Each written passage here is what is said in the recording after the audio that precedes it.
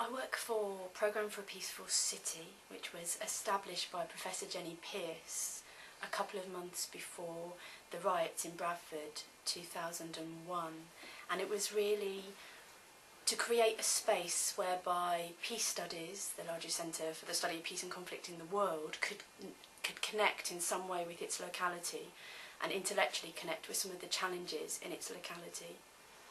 And Programme for a Peaceful City has developed a range of spaces and a network of academics and practitioners and activists who come together to think about some of the key challenges of living in Bradford and living in the north of England, looking at issues around multiculturalism, around living with difference.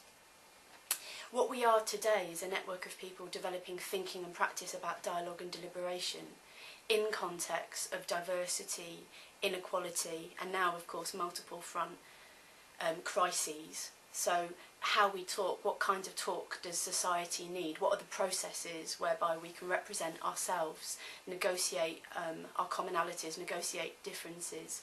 They're some of the things that we've been trying to think about, both in terms of theory and in terms of practice, doing some doing around this whole area.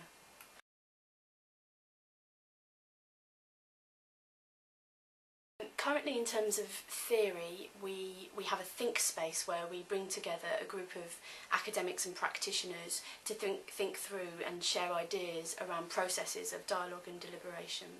We've also been working with Carnegie UK Trust, who've had an inquiry into the future of civil society in the UK and Ireland, and my colleague Uta Kelly has written a report for them on what kind of spaces there are for civil society to enter into meaningful conversations at the moment.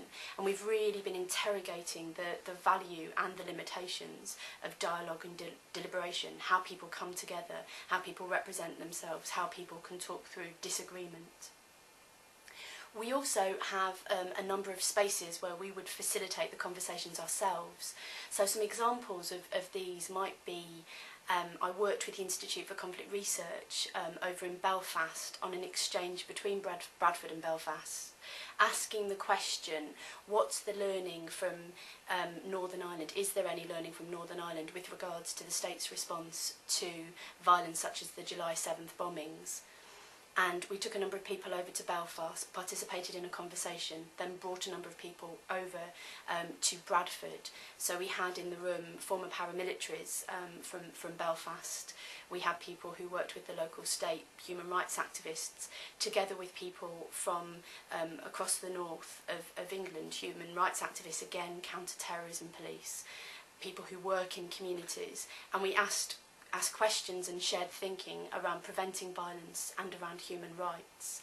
And we used a range of processes on that day, such as focused conversation, so a range of dialogue processes whereby we tried to explore and get people to not ignore difference and to not ignore their emotion in terms of these issues, but to really try and work through and to sit in disagreement with each other. We also have had examples might be dialogues around value-based disagreement, and these would include, I worked with some academics in social sciences and humanities, and a group of community people from the Equity Partnership in Bradford to explore religious belief and sexual orientation. And we looked at legislation in one dialogue. We then looked at Buddhism and humanism in a second dialogue, and in a third dialogue we explored Islam and Christianity. And I think some of this comes from Bhikkhu Parekh's plea, if you like, for an interactive multiculturalism, where he asks people to think about how we negotiate difference in a multi-ethnic society. So if you think about a diverse society, one with inequality, and then you think of some of the big crises that are facing humanity at the moment, actually how we build cooperation, how we begin to talk about the stuff that matters, how we prevent fragmentation, I think matters more than ever.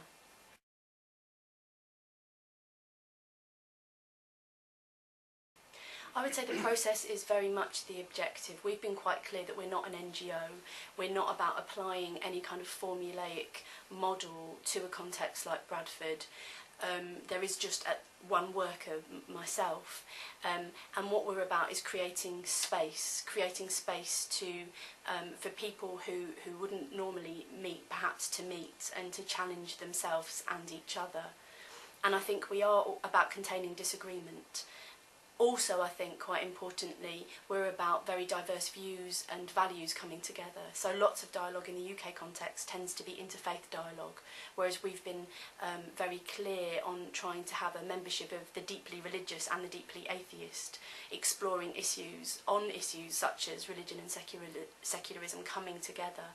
So very much the process, in a sense, is a journey and is an exploration, and there are a range, I think, of quite polarised views. So there's big contestation at the moment, I think, about cohesion and multiculturalism. So is cohesion absolutely vital in terms of thinking about building good relations, or is it an assimilationist conspiracy or agenda? That would be a key issue that I think we've over the years created lots of space to try and talk about. But we are, I think, thinking about the kind of spaces for our current times, for our current context.